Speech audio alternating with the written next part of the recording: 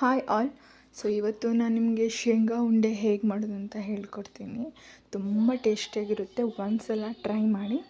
So ಮೊದಲಿಗೆ ಬಿಳಿ ಎಳ್ಳು ಏನಿದೆ, ಸೊ ಅದನ್ನು ಲೈಟ್ ಬ್ರೌನ್ ಬರೋ ತನಕ ಹುರ್ಕೊಳ್ಳಿ ಮೀಡಿಯಮ್ ಫ್ಲೇಮಲ್ಲಿ. ಇದನ್ನ ಚೆನ್ನಾಗಿ ಹುರ್ಕೊಂಡ ನಂತರ ಸೊ ಇಲ್ಲಿ ಬಂದುಬಿಟ್ಟು 1 kg ಶೇಂಗಾ ತೊಗೊಂಡಿದ್ದೀನಿ. ಅದನ್ನ 4-5 ಸಲ ಡಿವೈಡ್ ಮಾಡ್ಕೊಂಡು ಹುರ್ಕೊಂಡಿದ್ದೀನಿ. ಒಂದೇ ಸಲ ಹಾಕ್ಕೊಂಡು ಹುರ್ಕೊಳ್ಳೋಕೆ ಹೋಗಬೇಡಿ. ಸೊ ಅದು ಹುರ್ಕೊಂಡ ನಂತರ ಇಲ್ಲಿ ಎಳ್ಳು ಬಂದುಬಿಟ್ಟು ನಾನು ಇಲ್ಲಿ 1/4 kg ಅಷ್ಟು ಎಳ್ಳು ತೊಗೊಂಡಿದ್ದೀನಿ. ಸೊ ಇದನ್ನ ಸ್ಲೈಟ್ ಬ್ರೌನ್ ಬರೋ ತನಕ ಹುರ್ಕೊಳ್ಳಿ. ಅದೇ ರೀತಿ ಶೇಂಗಾ ಏನು ಹುರ್ಕೊಂಡಿರ್ತೀರಲ್ವ, ಸೊ ಅದನ್ನ ಸ್ವಲ್ಪ ತಣ್ಣಗಾಕ್ಬಿಡಿ. ತಣ್ಣಗಾದ್ಮೇಲೆ ಅದರ ಸಿಪ್ಪೆನ ಕೈಯಲ್ಲಿ ಉಜ್ಜಿಬಿಟ್ಟು ತೆಗಿಬೇಕಾಗುತ್ತೆ. ಸೊ ಸಿಪ್ಪೆನ ಕೈಯಲ್ಲಿ ಉಜ್ಜಿಬಿಟ್ಟು ತೆಗೆದ್ರೆ ಹೀಗಾಗುತ್ತೆ. ಸೊ ಇದನ್ನು ಮಿಕ್ಸಿಗೆ ಹಾಕಬೇಕು. ಇದನ್ನು ಬೆಳ್ಗಡಲೆ ಸೊ ಇವೆರಡೂ ಸೇರಿಬಿಟ್ಟು ತರಿಯಾಗಿ ಮಿಕ್ಸಿಗೆ ಹಾಕಬೇಕು ಇದೇ ಥರ. ಸೊ ಈ ಥರ ಮಿಕ್ಸಿಗೆ ಹಾಕಿ ಎಲ್ಲ ಪುಡಿ ಮಿಕ್ಸಿಗೆ ಮಾಡ್ಕೊಳ್ಳಿ. ಸೊ ನಂತರ ಒಂದು ಬೌಲಲ್ಲಿ ಅಥವಾ ಒಂದು ಪಾತ್ರೆಯಲ್ಲಿ ಒಂದು ಅರ್ಧ kg ಬೆಲ್ಲ, ಅದಕ್ಕೆ 1/4 ಕಪ್ಪಷ್ಟು ನೀರು ಹಾಕಿಬಿಟ್ಟು ಪಾಕ ಬರೋಕ್ಕೆ ಇಟ್ಟಿದ್ದೀನಿ ಒಂದು ಕಡೆ. ಸೊ ಅದು ಪಾಕ ಬರೋ ತನಕ ಅದು ಗ್ಯಾಸ್ ಮೇಲೆ ಒಂದು ಹೈ ಫ್ಲೇಮಲ್ಲಿ ಇಟ್ಬಿಡಿ. ಸೊ ಒಂದೆಳೆ ಪಾಕ ಬರಬೇಕು. ಒಂದೆಳೆ ಪಾಕ ಬಂದಮೇಲೆ ಸೊ ಇನ್ನು ಮಿಕ್ಸರ್ ಏನು ಪುಡಿ ಮಿಕ್ಸಿಗೆ ಹಾಕಿಟ್ಟಿದ್ರಲ್ಲ, ಸೊ ಅದಕ್ಕೆ ಒಂದು ಅರ್ಧ kg ಅಷ್ಟು ಒಣ ಕೊಬ್ಬರಿ ಹೀಗೆ ತುರಿದಿಟ್ಟಿದ್ದೀನಿ.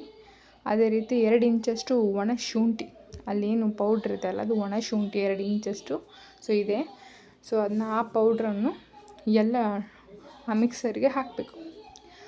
ಏನು ಬೆಳೆಗಡಲೆ ಮತ್ತು ಶೇಂಗಾನ ಮಿಕ್ಸ್ ಮಾಡಿ ಇಟ್ಕೊಂಡಿದ್ವಲ್ಲ, ಸೊ ಅದಕ್ಕೆ ಮಿಕ್ಸ್ ಮಾಡಬೇಕು.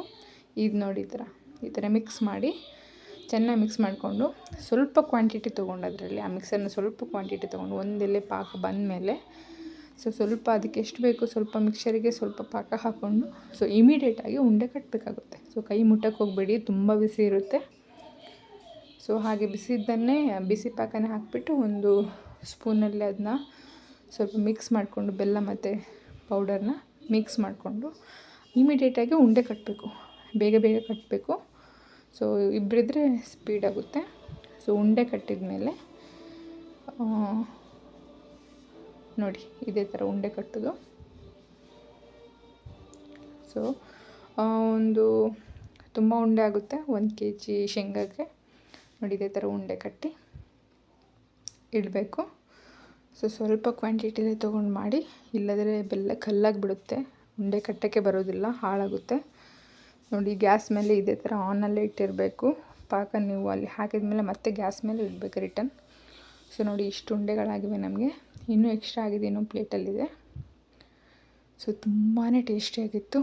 ಪ್ಲೀಸ್ ಒಂದ್ಸಲ ಟ್ರೈ ಮಾಡಿ ಆ್ಯಂಡ್ ಸಪೋರ್ಟ್ ಮಾಡಿ.